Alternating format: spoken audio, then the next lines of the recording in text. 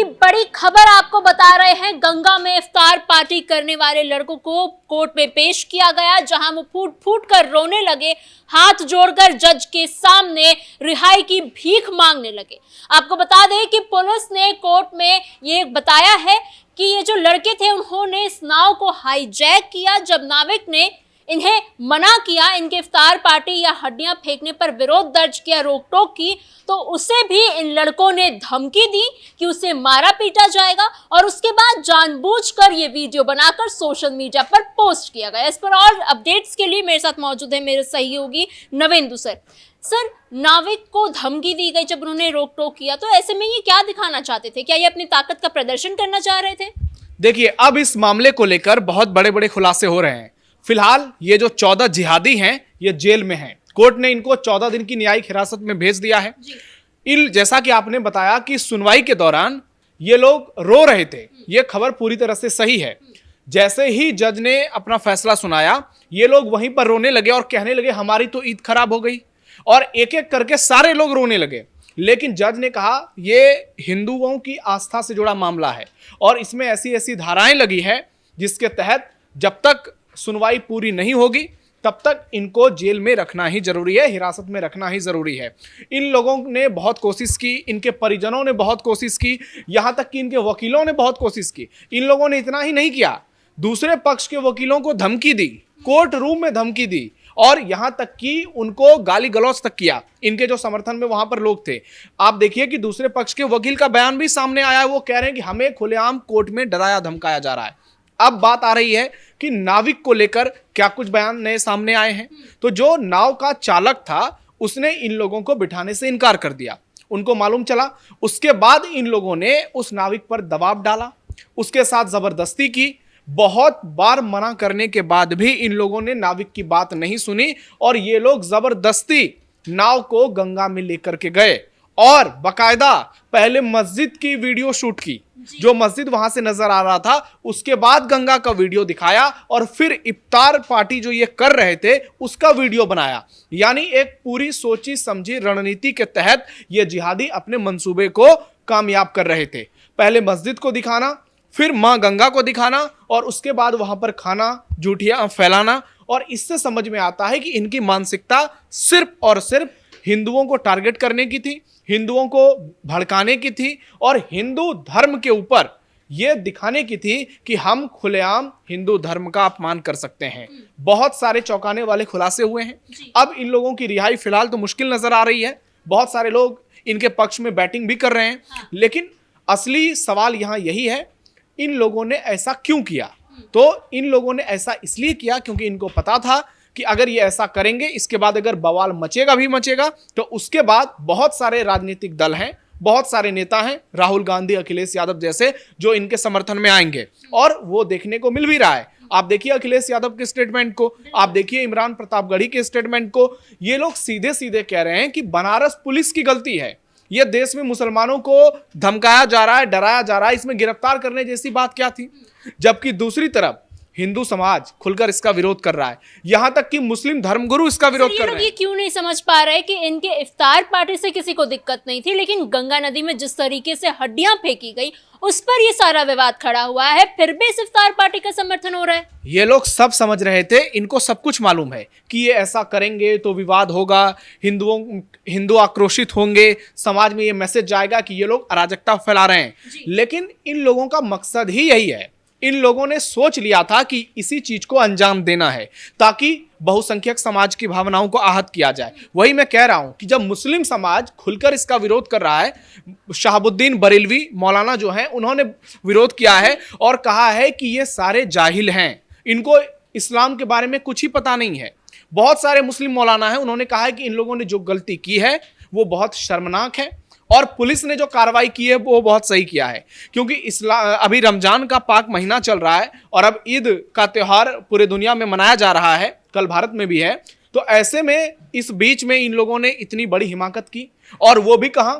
बाबा विश्वनाथ की नगरी, जहां पूरी दुनिया से लोग आते हैं मोक्ष की प्राप्ति के लिए, जहां बाबा विश्वनाथ की एक झलक के लिए लोगों को लगता है कि उन्होंने जिंदगी में बहुत बड़े बड़े पुण्य किए होंगे, तब जाकर उनको काशी विश्वनाथ में दर्शन करने का अवसर प्राप्त हुआ है। और वो जो भी लोग वहां जाते हैं वो गंगा में स्नान जरूर करते हैं, वो बनारस की गंगा घाट पर जरूर जाते हैं, चाहे 80 घाट हो, दशाश्वमेध घाट हो, बहुत सारे घाट हैं वहां पर, नमो घाट हो। ऐसे में इन लोगों को सब कुछ मालूम था, ये लोग सब कुछ जानते थे। इन लोगों ने जानबूझ के किया, क्योंकि इनकी मानसिकता जो है, इनका मकसद जो है वो सीधे सीधे हिंदुओं के विरोध में है। सर, जहां कुछ मौलाना इस पूरे इफ्तार पार्टी का विरोध कर रहे हैं, बता रहे हैं कि ये गलत है, वहीं कुछ मौलाना है जो इनका समर्थन भी कर रहे हैं, कह रहे हैं कि बच्चे हैं, गलती हो गई है, एफआईआर नहीं करना चाहिए था और ना गिरफ्तारी होनी चाहिए थी। नहीं, इतने भी ये बच्चे नहीं हैं कि इनसे गलती हो गई। अगर बच्चे रहते तो ये क्या नाविक को धमकाते?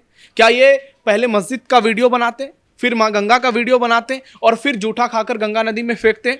अगर ये इतने ही बच्चे थे, इनसे भी छोटे छोटे लोग हमने देखे हैं जम्मू कश्मीर में पुलिस पर पत्थरबाजी करते हुए, क्या वो भी बच्चे हैं? आप देखिए कि इन लोगों की मानसिकता क्या है। ये वही लोग हैं जो भारत के जवान जब बॉर्डर पर शहीद होते हैं तो खुशियां मनाते हैं, जब हमारे देश के सैनिक पाकिस्तान के साथ युद्ध में मारे जाते हैं तो ये लोग जश्न मनाते हैं। और देश विरोधी गतिविधियों में इन लोगों की संलिप्तता जो होती है वो किसी से छुपी नहीं है। अभी आपने देखा होगा यूपी के तमाम जिलों से बहुत सारी घटनाएं सामने आई हैं, चाहे गाजियाबाद का मामला हो, कौशाम्बी का मामला हो, हापुड़ का मामला हो, बहुत जगहों से जिहादियों का सीधा कनेक्शन पाकिस्तान से निकला है। तो ये लोग उसी गैंग का हिस्सा हैं। इनका टारगेट सिर्फ यही है कि हिंदुओं के पर्व त्योहार को किसी तरह से बर्बाद करो, हिंदुओं की धार्मिक आज़ादी में खलल डालो, हिंदुओं की भावनाओं को आहत करो और कुछ न कुछ ऐसा करते रहो जिससे सनातन धर्म पर हमेशा पूरे देश में बवाल चलता रहे। और इनके साये में, इनके पीछे जो नेता हैं, अखिलेश यादव जैसे और ओवैसी जैसे, राहुल गांधी जैसे, वो अपनी राजनीतिक रोटियां सेकते रहे। सर, ऐसे में अखिलेश यादव का अभी एक बयान काफी तेजी से वायरल हो रहा है। वो कह रहे हैं कि जो गंगा नदी में क्रूज चलती हैं उन पर काफी महंगी महंगी शराबें बेची जाती हैं, तो क्या वो गंगा माता की पवित्रता पर सवाल नहीं उठा रहा? देखिए, यहां पर बात हो रही है गंगा की पवित्रता को लेकर, और अखिलेश यादव आप देखिए कि उनको बयान देना चाहिए था। जब मुस्लिम समाज होली के दौरान अपनी मस्जिद को ढक लेता है, जब छोटी सी घटना होती है दिल्ली के उत्तम नगर में, मुस्लिम महिला इतना बड़ा बवाल कर देती है कि तरुण की पीट पीट कर जान ली जाती है, तब अखिलेश यादव टर्म और कंडीशन लागू नहीं करते हैं। लेकिन जब हिंदू समाज के साथ कुछ होता है, जब सनातन के साथ कुछ होता है, तो ये लोग अपने सारे टर्म कंडीशन, सेकुलरिज्म का रोना शुरू कर देते हैं। यही चीज को आप उल्टा करके देखिए, अगर ऐसी घटना किसी मुसलमान के साथ कर दी गई होती तो क्या ये लोग आज छाती नहीं पीट रहे होते? क्या ये लोग आंसू नहीं बहा रहे होते? इन लोगों का मकसद है तुष्टीकरण की राजनीति, मुसलमानों को खुश करना। और उत्तर प्रदेश में 2027 में विधानसभा चुनाव होने वाले हैं, 1 साल का लगभग वक्त रह गया है। ऐसे में मुसलमानों को जितना अपने तरफ एकजुट करो, एक तरफ कांग्रेस पार्टी है, एक तरफ समाजवादी पार्टी है, दोनों में होड़ लगी हुई है कि कौन मुसलमानों का सबसे बड़ा मसीहा है। तो ऐसे में इनको मौका मिल जाता है कि यहाँ पर ये सवाल उठा सकें। ये कभी हिंदू धर्म की तारीफ नहीं करते हैं। क्या आपने कभी सुना है कि ये लोग हिंदू धर्म की कभी सम्मान की बात करते हैं, कभी रामनवमी की बात करते हैं, कभी छठ पूजा की बात करते हैं, दुर्गा पूजा की बात करते हैं? आज देखिए ये सारे के सारे नेता इफ्तार पार्टी में व्यस्त हैं। तो इन लोगों का असली टारगेट यही है कि किसी तरह चुनाव में मुसलमानों का वोट हासिल करना है। उसके लिए कुछ भी बयान दे दो, चाहे वो कुतर्क हो, फालतू की बयानबाजी हो। अखिलेश यादव जैसे नेता जो कि एक मंदिर बनवा रहे हैं, खुद को एक बड़े हिंदू नेता के तौर पर पेश भी करते हैं, उनकी जुबान से ऐसी बयानबाजी किसी भी हाल में शोभनीय नहीं है। और अखिलेश यादव जो प्रदेश के सीएम रह चुके हैं, अगर वो इस तरीके का बयान बार बार देते हैं तो ये बहुत ही शर्मनाक है। क्योंकि गंगा नदी की आस्था के साथ, हिंदुओं की आस्था के साथ कोई खिलवाड़ कैसे कर सकता है? क्या इफ्तार करने के लिए और कोई दूसरी जगह नहीं है?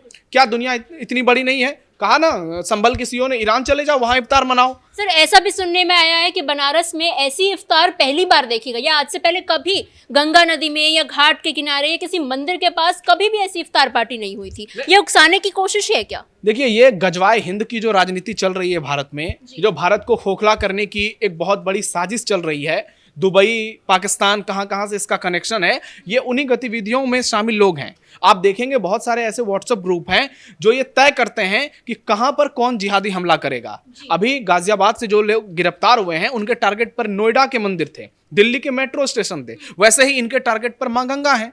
तो इन लोगों का जो ग्रुप है वो अलग अलग हिस्सों में सक्रिय होता है और वहां से फिर सनातन पर प्रहार करता है।